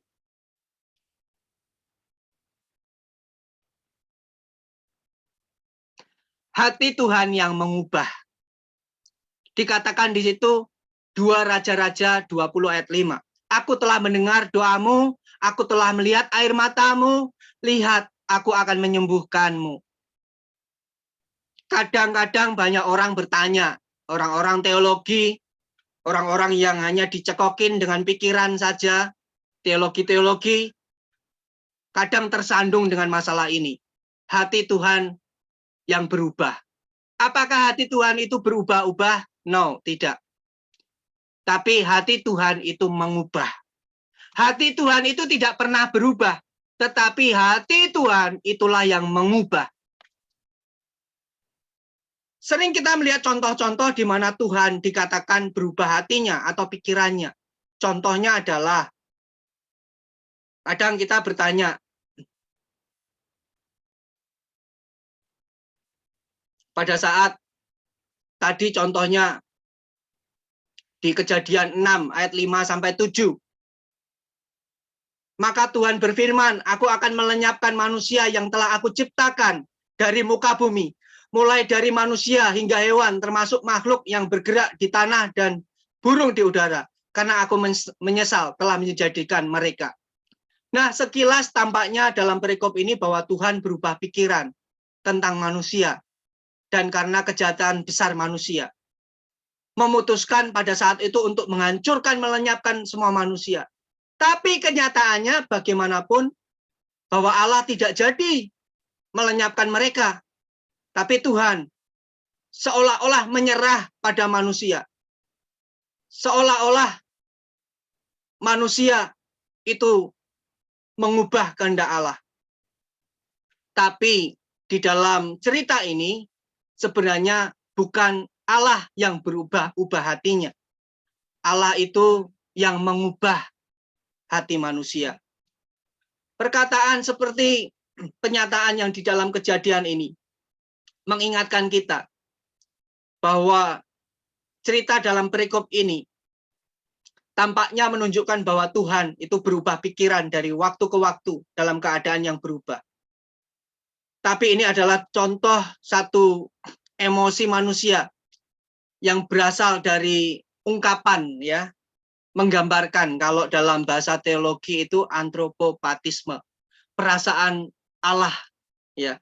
Karena tergerak hatinya oleh belas kasihan, sehingga Allah mengubah, ya, sehingga Allah mengubah kehendaknya.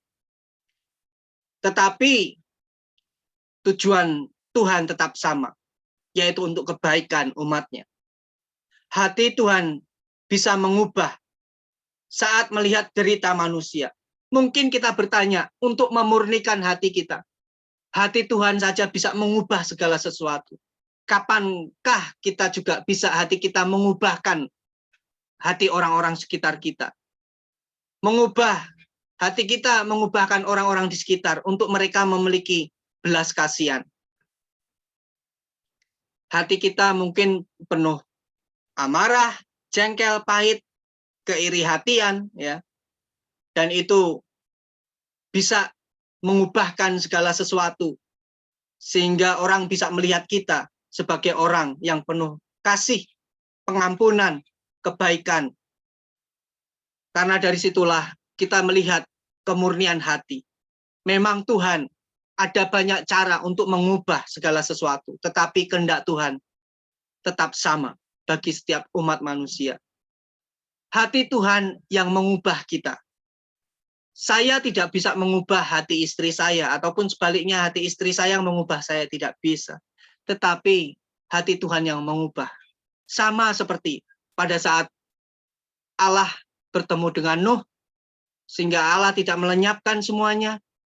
Sama seperti waktu Allah bertemu dengan Abraham, sehingga Allah tidak melenyapkan Sodom dan Gomora. Demikian juga, seharusnya hati kita murni di hadapan Tuhan. Hati yang mengubah sekitar kita. Hati yang murni itu yang bisa mengubahkan segala sesuatu. Di sekitar kita ada orang yang pahit hati, ada orang yang sakit hati, tetapi hati yang murni bisa mengubahkan seluruh sekitar kita. Kapankah kita terakhir kali bisa mengubahkan orang-orang di sekitar kita, keadaan orang-orang di sekitar kita? Kalau kita melihat kanan kiri kita sudah mulai runtuh dalam hatinya melayani, sudah mau kabur dalam pelayanan, sudah mau pergi dari pelayanan, sudah mau meninggalkan pelayanan pesat. Kapan kita bisa mengubah mereka untuk hatinya kembali dimurnikan, untuk tahu panggilan Tuhan, hati Tuhan, untuk kembali kepada tahu rencana Tuhan dalam hidupnya. Puji nama Tuhan. Mari kita berdoa. Bapa, bantu kami Tuhan, tolong kami untuk Engkau menyelidiki hati kami, supaya hati kami murni di hadapan Tuhan. Tolong kami Tuhan, untuk mengenali hati Tuhan. Betapa murninya hatimu Tuhan. Banyak orang yang menyelewengkan hatimu Tuhan. Banyak orang mencela hatimu Tuhan. Hatimu tidak murni Tuhan. Kemarin Engkau berkata A, dan sekarang Engkau berkata B. Banyak orang mengatakan itu Tuhan.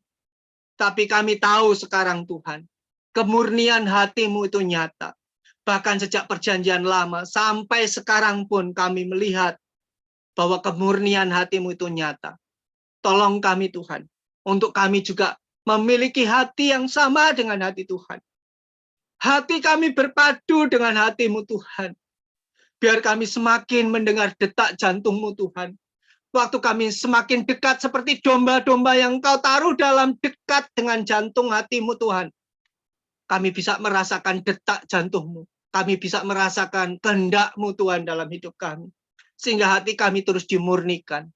Apakah dalam melayani ini Tuhan, ada tendensi yang lain? Singkirkan itu Tuhan. Sehingga kami bisa menyingkirkan hati yang dikotori oleh dosa. Tetapi Tuhan, justru biarlah hati kami ini ada tahta Tuhan ada dalam hati kami. Kami mau menyingkirkan hati yang penuh dikotori dengan dosa. Kami mau Tuhan, hati kami bertahtakan Engkau, hati Tuhan dalam hati kami. Terus murnikan hati kami Tuhan. Terus murnikan hati kami Tuhan. Jangan sampai ada dosa dalam hati kami. Jangan sampai ada motivasi-motivasi yang lain dalam hati kami dalam melayani Engkau Tuhan. Ajari kami Tuhan untuk terus dalam panggilan Tuhan. Ajar kami setia kepada pemimpin kami. Ajari kami setia untuk melakukan tugas utama kami dalam melayani. Tidak menoleh ke kanan, tidak menoleh ke kiri. Tapi kami terus Tuhan melihat apa tugas dan tanggung jawab yang Tuhan percayakan dalam pelayanan hidup kami. Lewat para pemimpin-pemimpin kami yang ada di pesat ini Tuhan. Tolong kami Tuhan. Karena dari kemurnian hati, itulah siapa kita di hadapan Tuhan. Banyak orang di sana yang menyeleweng hatinya ke kanan, ke kiri. Karena melihat di sana lebih hijau, di sana lebih menarik hati. Tetapi hari ini Tuhan, ajar kami Tuhan, untuk kami tetap setia atas apa yang Tuhan berikan, bagian yang kami harus kerjakan buat kami masing-masing. Karena sekali lagi Tuhan, Engkau tahu dari hati ini Tuhan, siapa kami di hadapan Tuhan. Di dalam nama Yesus kami berdoa dan mengucap syukur. Haleluya. Amin. Saya kembalikan.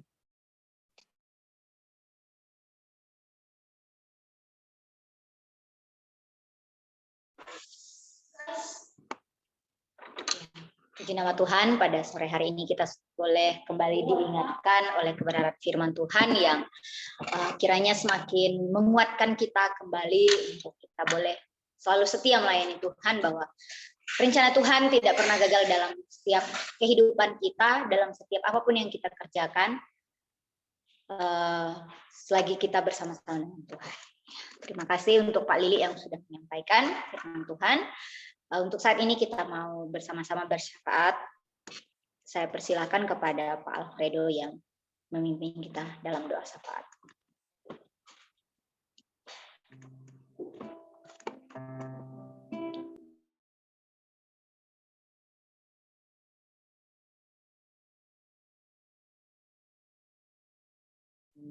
Kepada Pak Alfredo.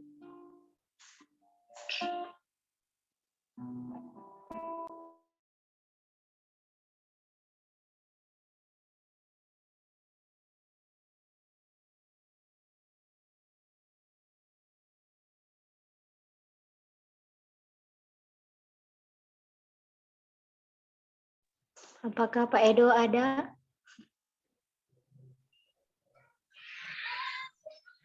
Pak Edo, cek.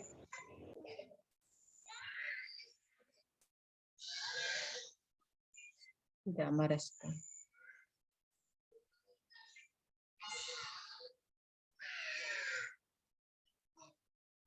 Oke. Sebentar ya.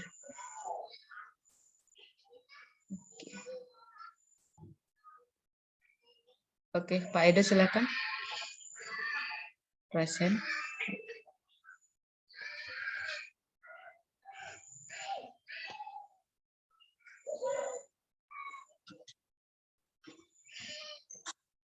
Dibuka mute-nya, Pak.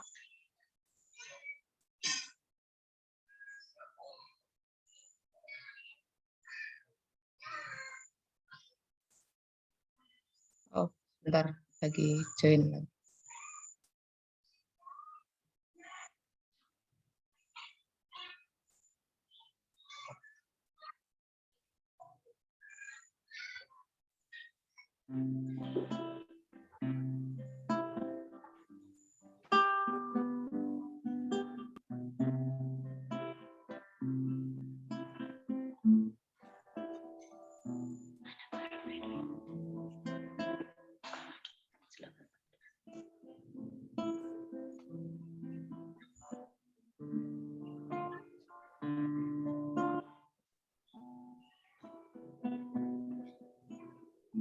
Ada bisa buka mute-nya?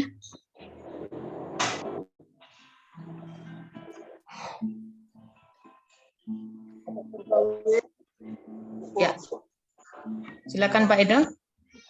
Saya berdoa. Bapak Surgawi, kami bersyukur untuk kebenaran firman sore hari ini mengingatkan kami untuk kami boleh mengenal kehendak-Mu secara pribadi dalam hidup kami, Tuhan. Kami berdoa untuk hamba-Mu Pak Lili, Tuhan terus urapi, Tuhan pakai hamba-Mu lebih lagi dalam pelayanannya dimanapun hamba-Mu berada, Tuhan. Terima kasih Tuhan, terima kasih. Kami sore hari ini kami membawa bangsa dan negara kami Indonesia tercinta ini di hadapan Tuhan. Kami berdoa minta lawatan Tuhan, kasih Tuhan turun atas bangsa ini Tuhan.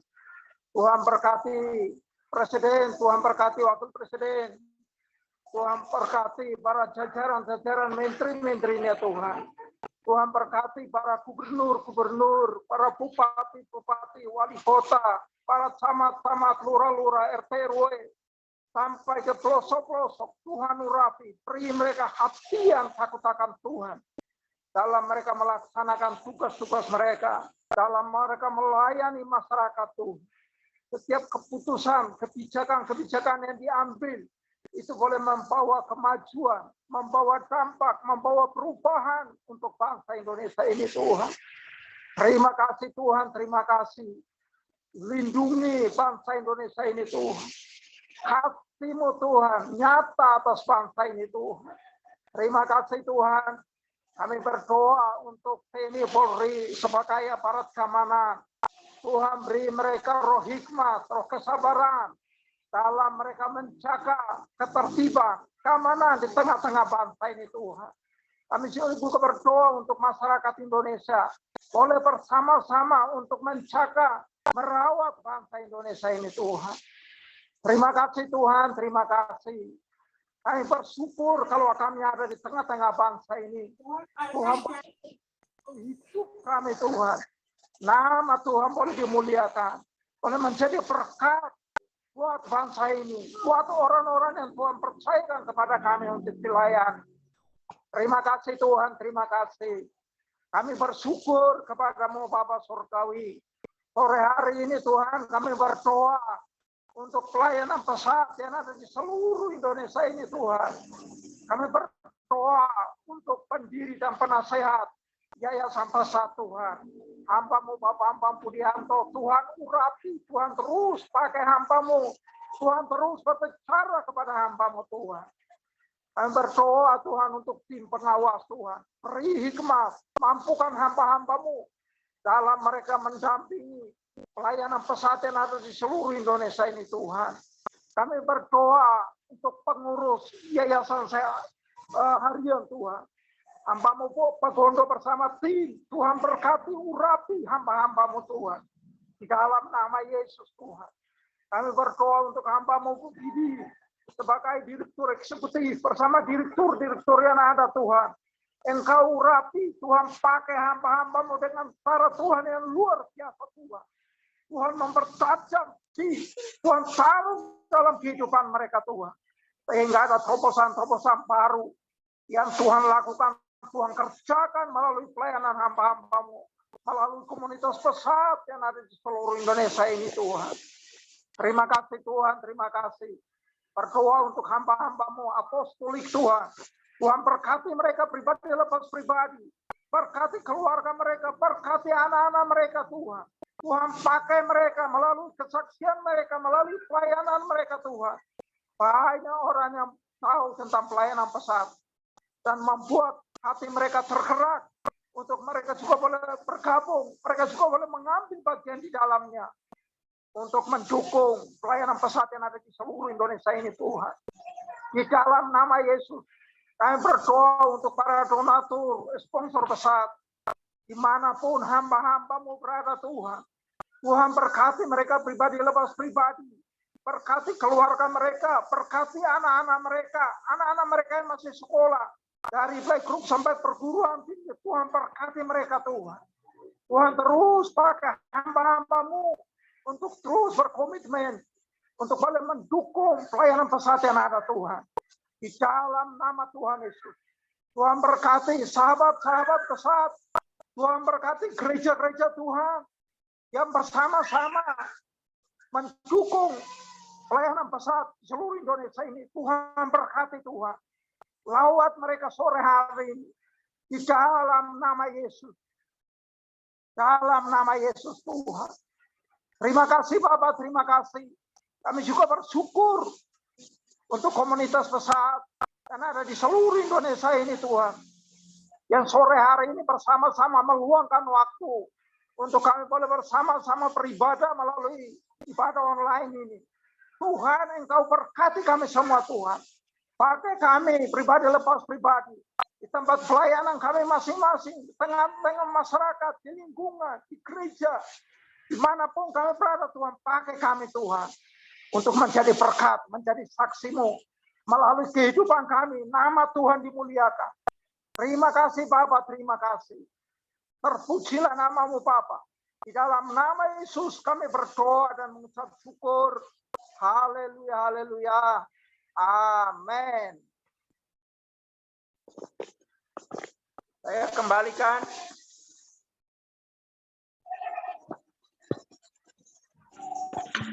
Terima kasih untuk Pak Edo yang sudah memimpin kita di dalam doa syafaat pada sore hari ini. Kalau ada pengumuman, saya persilahkan kepada Bu Sri. Baik, terima kasih Bapak Ibu, rekan-rekan yang sudah melayani pada sore hari ini. Tuhan memberkati. Terima kasih untuk kesaksiannya Ibu Juliani Manurung. Kami juga sangat merindukan, seperti saya tadi boleh memberkati kita ya. Melihat pergumulan di pelayanan sungguh luar biasa dan pertolongan Tuhan yang ajaib. Mari Bapak Ibu, rekan-rekan di semua pelayanan, kita rindukan kesaksian-kesaksian yang lain. Biarlah terus memberkati kita, menginspirasi kita, dan mengobarkan pelayanan kita semua ya. Terima kasih dan kami percaya dari berbagai klaster nanti kita bisa memberikan kesaksian yang luar biasa di pelayanan masing-masing, dan juga bisa juga bersaksi tentang pergumulan yang sedang dialami, itu juga boleh menjadi pergumulan kita semua. Terima kasih sekali lagi untuk ibadah pada hari ini. Sekian pengumuman, dan kita berharap Senin depan kita bisa bergabung kembali dalam ibadah selanjutnya. Terima kasih, saya kembalikan. Terima kasih Bu Sri pengumumannya. Baiklah, saat ini kita akan mengakhiri ibadah kita. Saya minta Pak Lili untuk menutup ibadah kita pada sore hari ini. Mari kita akhiri dalam doa. Bapa kami yang ada di surga, kami mengucap syukur untuk berkat Tuhan, rahmat Tuhan yang selalu baru setiap hari. Kami mengucap syukur Tuhan, dan kami berdoa khusus untuk hari ini. Kami berdoa untuk Ibu Sriati, Ibu Widiarti, dan Miss Susan yang ada di Jelekong, yang ada di Celengan. Kiranya Tuhan dalam ulang tahunnya, kiranya Tuhan memberkati dengan limpah hikmat daripada Tuhan. Kiranya Tuhan memberkati kekuatan, kesehatan. Kiranya juga Tuhan memberkati keluarga dan segala pengetahuan hikmat yang daripada Tuhan untuk boleh berdampak bagi orang-orang di sekitarnya. Tuhan memberkati dalam pelayanannya, sehingga berdampak bagi kerajaan Allah hadir di tengah-tengah bumi ini Tuhan. Terima kasih Bapa, terima kasih Tuhan. Biarlah dalam segenap hidup hamba-hambamu ini Tuhan, terus Tuhan pakai semakin hari, terus Tuhan menjadi perwakilan daripada tangan Tuhan sendiri untuk memberkati setiap anak-anak di Indonesia ini Tuhan. Di dalam nama Yesus Tuhan kami berdoa. Kami mengucap syukur Bapa di dalam nama Yesus buat setiap kami semua, keluarga Pesat-Pesat, Yayasan Pesat, dari setiap daerah yang ada dari Sabang sampai Merauke Tuhan. Kami mengucap syukur kiranya Tuhan memberkati kami semua dan melindungi setiap kami semua. Dan biarlah Engkau menyinari kami semua dengan wajah-Mu dan memberikan pada kami kasih karunia yang terus Tuhan, untuk kami boleh terus melihat wajah-Mu dengan kemurnian hati kami Tuhan. Terima kasih Tuhan.